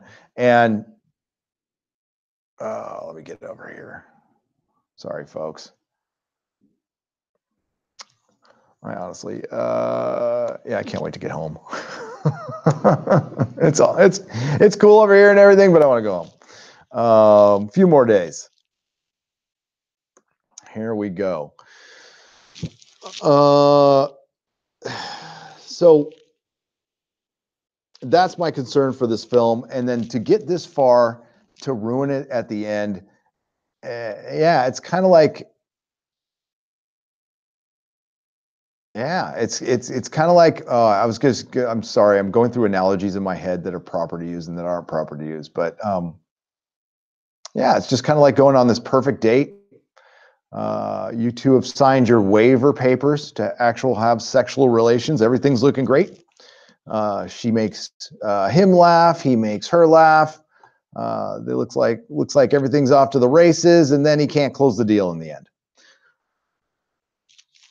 That's what it looks like that might happen, and I hope not. And I hope I'm wrong. I hope I'm dead wrong. But when I was going to shoot just a straight trailer reaction, then I realized I can't. I mean, I can't do it. I don't know. I'm not made to do those things. I keep wanting to make fun of other people doing it, and I just didn't want to do it. But I came up with an idea for a video doing it, and I just spouted half of it here. But that's the way it goes with live streams, and that's why it's not going to be up later. But yeah, when I saw the video and I saw her piloting, I shouldn't be thinking about why is Captain Marvel piloting the Benatar? Is it to emasculate the rest of the Avengers? Because it did. It looked like little Cap was in the back seat on his way to soccer practice with his mom flying him to soccer practice. Did he not look like that? And that was directed by the Russo brothers last time I checked. So, and I'll be accused of seeing ghosts, but maybe I'm just better at picking it up now because I've watched Star Trek Discovery and I've watched each episode like 3 times in detail. All right. Captain Soccer Mom, yeah, she looks like she's taking the Avengers to soccer practice. She's got her little thing of juice boxes and the little orange slices for halftime, right? She's got the bake sale later that day, and little Cappy America, was didn't get all his homework done, so he's grounded when he gets home.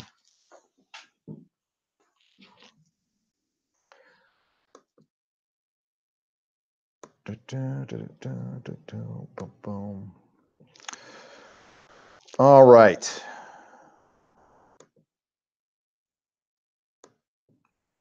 Peter Davison, Australian $5. Just thinking the healing mantra is good for ghosts. Oh, it's also good for ghosts. That's good. I'll try that. Swollen tooth and gum are recited in about 5 minutes. Deep trance now at YouTube. I will check it out. All right, so I'm gonna draw the ghosts to me with a trance. All right, thank you for the 2 Australian $5 super chats, my friend. We have to get that other super chat squared up too, and then we're gonna read the Screen Rant article.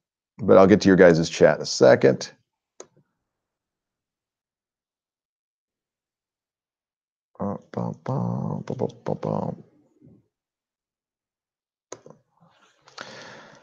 The studio beta thing, man.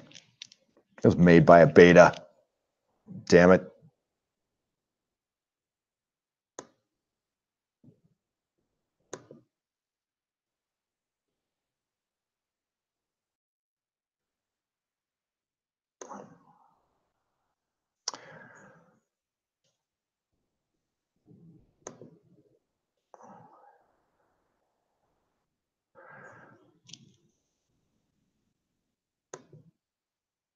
Nope, that's not helping either. We need to go back to the old one. Talk amongst yourselves for a moment. Sorry for the dead silence there, but this is the Creator Studio, and I need to get to, there it is. It's under Community.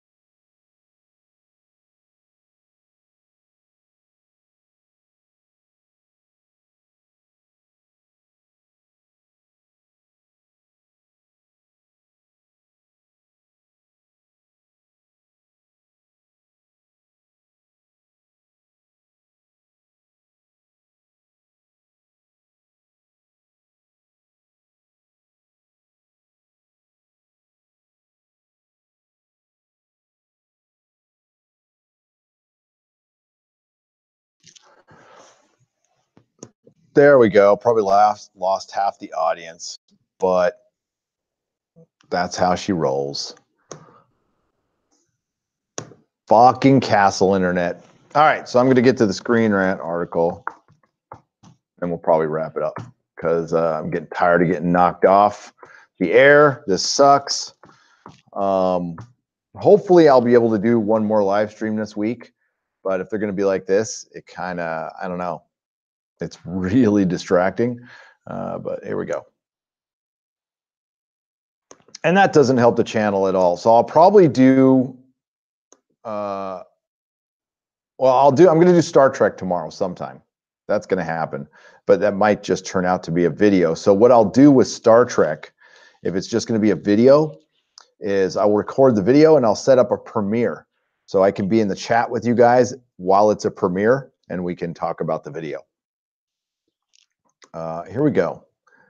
Let's go to 10 reasons why Star Trek Discovery is the best Star Trek spinoff ever.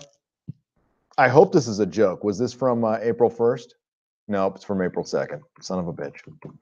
Okay, premiering in 2017, Star Trek Discovery has brought Star Trek back to television after a long hiatus. After such a long wait, fans were eager to see the next spinoff of the franchise.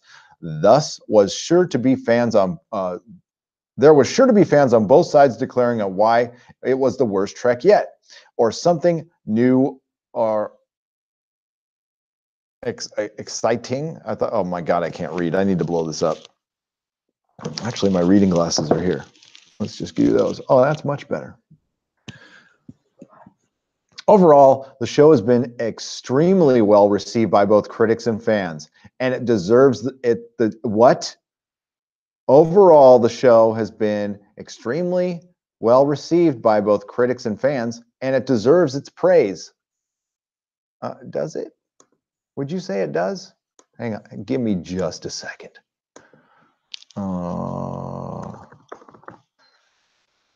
Discovery, Rotten Tomatoes, and 2. Go over here, just check. Oh, look at that, man. And when you hit Star Trek Discovery, you see a couple of my videos. That's cool. Listen, I know Rotten Tomatoes is shite. Just wanted to update everybody, though. That's really well received by critics and fans. Yeah, I don't think so. I don't think so. But let's see what they have to say. Let's see what they have to say because, well, this is journalism in action, folks. I wonder if they didn't outright, because I think it's, I don't know if it's a rule or it's a law, but if an article is paid for by somebody, they got to say it's a paid advertisement. At least that's what Susan told me. But I don't know if that's a law or if that's just ethics. I can't see that being a law, to be honest with you, though. Who would pass that kind of legislature? Okay, so Discovery brings the franchise back to a small screen in an impressive way, and it consistently improving as well. As a prequel to the original series, Discovery offers a look at the beginning of Star Trek while also paving the way for the future of the beloved series. With such a spectacular start, Discovery is on its way to being one of the best installments of the show we've ever had. Star Trek is given huge boost to CBS, and with the success, they recently ordered a 3rd season of the show, showing no signs of stopping. We're excited to see what else the showrunners have to offer. Well, I'm excited to see who will be the next showrunner fired. With a bright future ahead, Star Trek Discovery has already cemented itself as one of the best spin-offs we've ever had. Would you call this show a spin-off? I mean, are these all spin-offs of the original series? I would just call that an additional show. Okay, so remember what I said earlier, that these little fucking fluff pieces come out right after we get news. So let's take a look at this one because, oh Lord, it should be entertaining. And I'll get to the chat in just a second. I see that some of you hung in there, and I'm grateful you did that. Oh, well, hey, you get to see your chats there. See, because I changed the window. Good thing there wasn't porn. All right, here we go. Oh, look at that. Umbrella Academy. When I saw Umbrella Academy. Yeah, it's a good show. Okay, here are the top 10 reasons Star Trek Discovery is the best Star Trek spinoff ever. Number 10, the budget. Oh my God. Okay. One of the major benefits of Star Trek's return to television has been the budget that has been given to the show. The production quality is through the roof, and you can definitively tell the difference in every episode. I'm going to stop right there. You can definitively tell the difference in every episode of the budget going down as the season progresses. I kid you not. While Star Trek has never been a show that is supposed to focus on how good everything looks, it certainly doesn't hurt. Discovery puts the budget to good use and delivers a series that feels almost like a movie, but not quite. And when it does feel like a movie, it feels like a bad one. Now, if any of you sat through the special features for the Blu-ray for season 1, and you see that guy who was on Face Off, I forgot his name, the guy who was on Face Off, the guy who does the makeup. You know why that guy got the job? It's the same reason Alex Kurtzman got the job. And I'm aiming this right at you. Any members of the CBS board who were there when this show was sold to you, they sold you a bill of goods. These are snake oil salesmen. You are suckers. The S in CBS is for fucking suckers. You guys are suckers. They freaking bullshitted you. They gave you a big giant turd.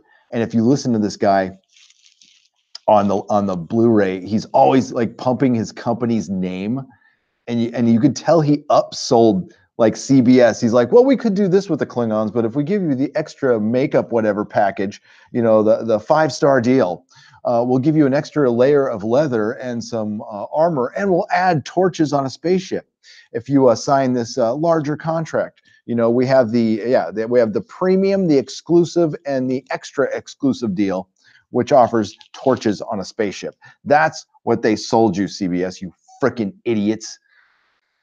But I'm sure you got, listen, this is just my opinion here, but it looks like, what's this dude's name? Alan Carson. I'm sure that gift bag came in the mail, and the 480p not Blu-ray, the 480p DVD, and the free week of Star Trek Online or something like that, or no, a free week of CBS All Access to write this article. I'm sure you didn't, in my opinion, write this article for him or her. I don't know. I mean, Michael, Alan, whatever.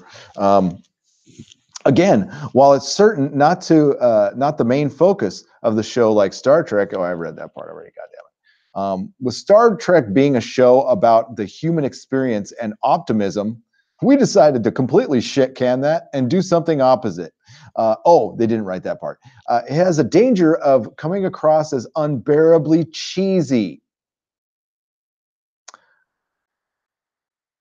But with rock solid performances, Discovery is able to present the message well. This article was written for this dude. This article, no human being writes this shit. It's a listicle, but this reads a lot like that advertisement article that was in the New York Times. I mean, it sounds eerily similar. 8. Wait, did I miss number 9? What was number 9? Oh. And oh.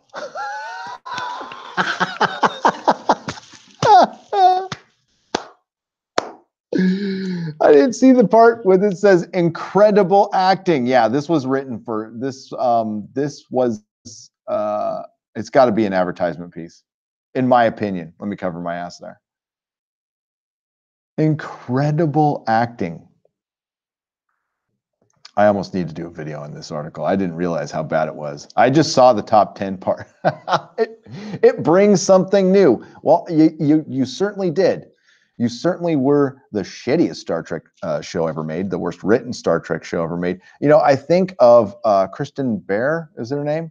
When she talked about that moment where four women, it was a unique moment in Star Trek where you had four women who were in control of the Star Trek franchise for the first time, and you just so happened to be, it just so happened to be the first time it sucked too. So too bad for you. One of Star Trek's biggest challenges was adapting to modern television. Since the prime Trek days, television has changed dramatically. I know, so much so like the Orville just, oh, yeah, the Orville doesn't work at all, does it? Becoming much more focused on longer plots and character development. Discovery does a fantastic job of becoming a modern take on a classic show while keeping the charm of the original. It brings Star Trek into modern age and allows the show to keep up with other shows.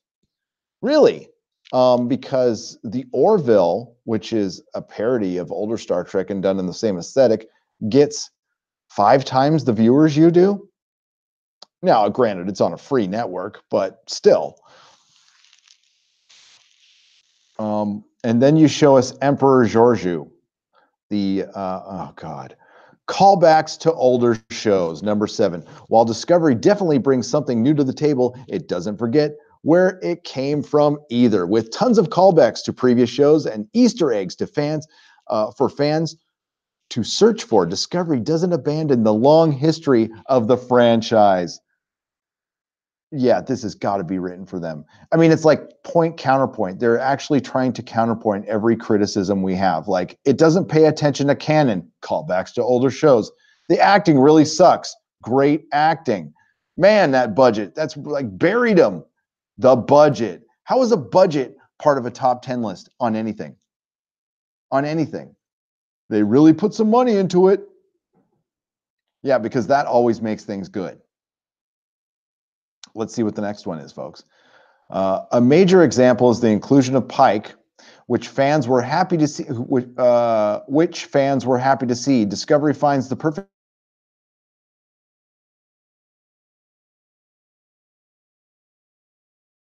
over his usual balance of standing on its own while also his front. By the way, have you noticed that he's got his hands folded, kind of covering his balls a little bit? Anytime he's around Michael Burnham, asking permission to be a captain. It maintains the focus on ideals. What?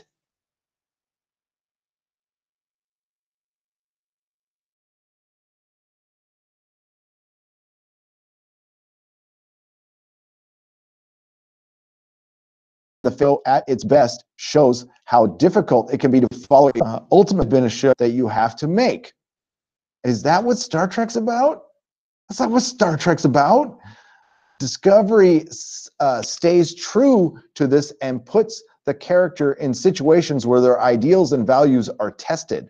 You mean like when you disobey orders to your captain all the time or start a mutiny?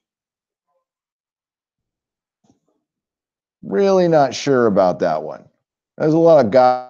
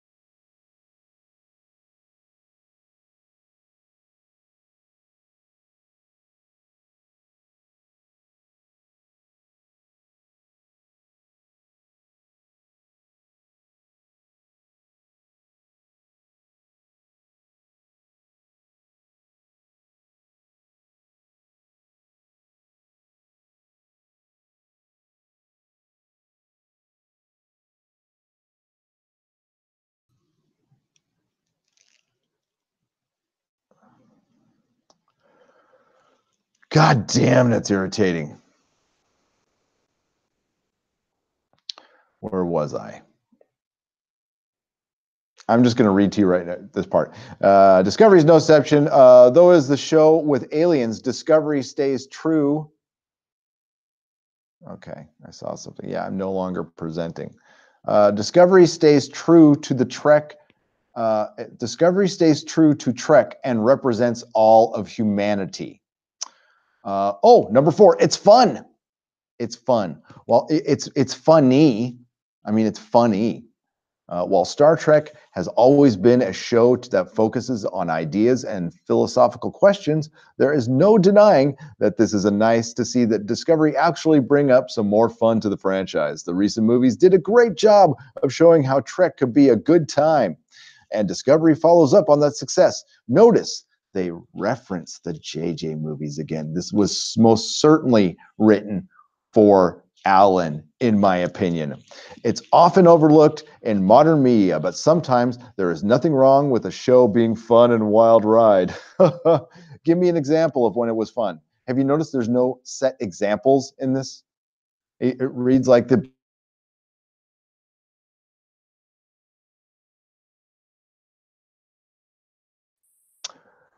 though Discovery Spackism has its more serious moments, the show maintains what has always been the core of Star Trek: optimism for the future.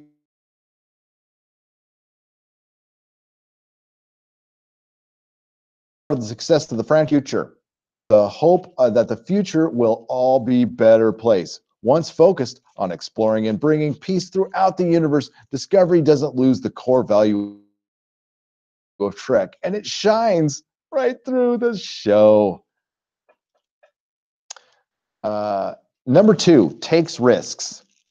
Let me guess. The risk is going to be diversity and inclusivity, maybe.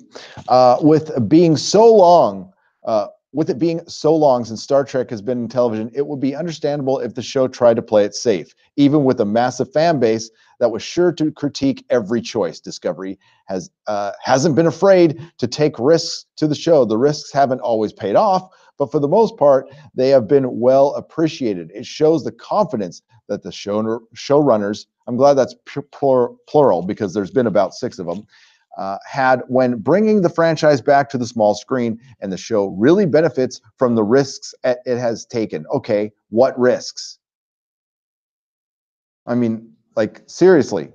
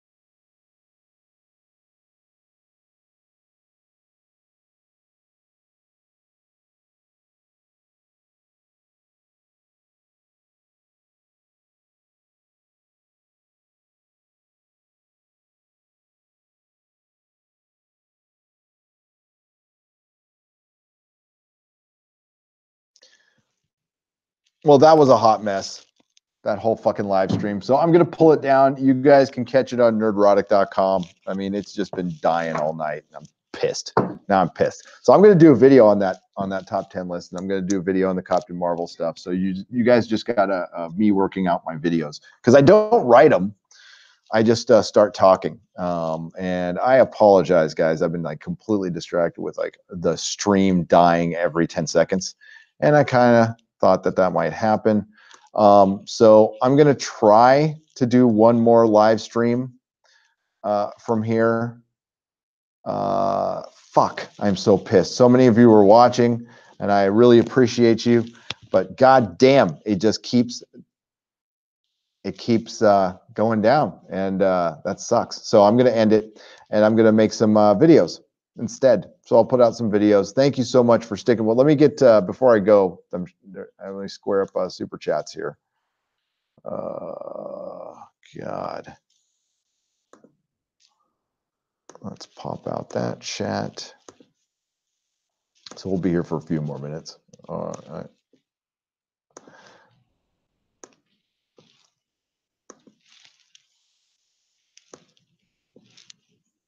Okay. Irate Pirate, 2 pounds. Who is the twat, and does he read and what and does he read what he writes? No, he doesn't. And the guy's name is I lost the name, but it's Alan. I'm gonna do a whole video on that.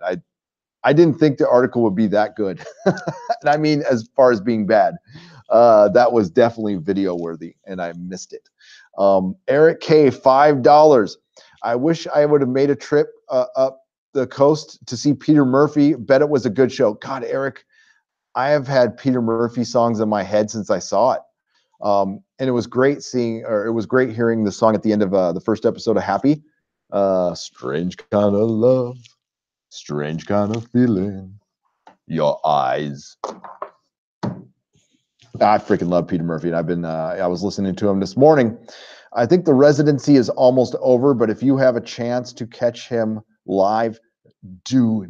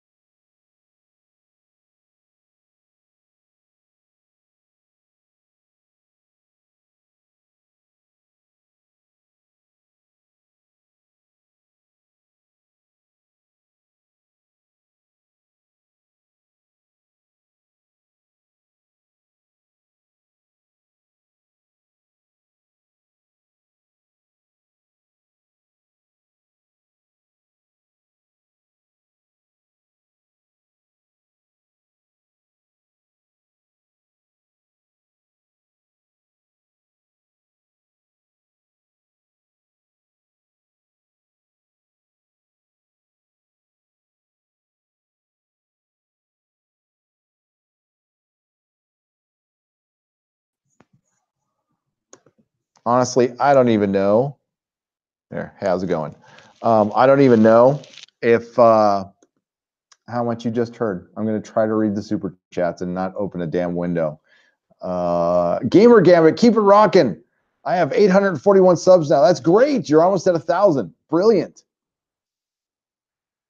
Hang in there, brother. The article, while enraging, did provide a few laughs at the nonsense. It really did, Daryl, and that's why I'm going to make a video of it and give it proper credit. Jean-Luc Picard, shut up, Wesley. Canadian $2. He's still there. That's brilliant. Okay. I was wondering. Okay, I read that one. And irate pirate Brent Newman, hail to the wrenches above and beyond always. 2 pounds. Yeah, Brent. Yeah, we did talk about doing a super chat for the wrenches. That's going to take some major coordination because we need to. Yeah, I got to figure out a way to do that. I think it would probably be a good holiday thing to do, Brent. That's my thinking. We do it like once a year, but that's something I can get to. And I think we each need to do it for each of our own wrenches. I think when it becomes other channels getting involved with it, it could get a little icky. We don't want things to get icky. So we will, for me, I'll probably do something around the holidays. Take care of my wrenches.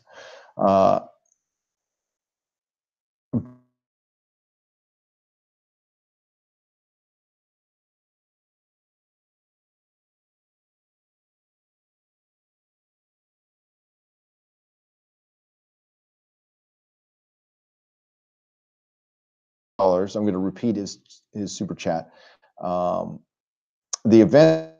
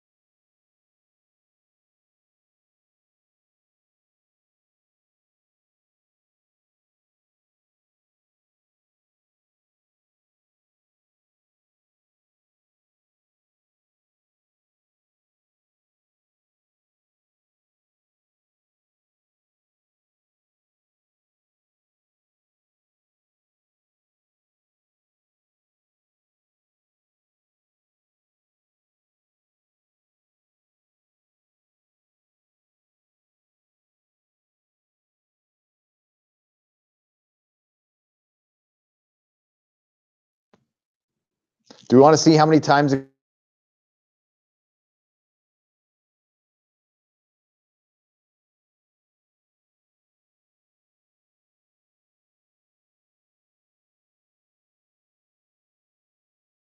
Yeah.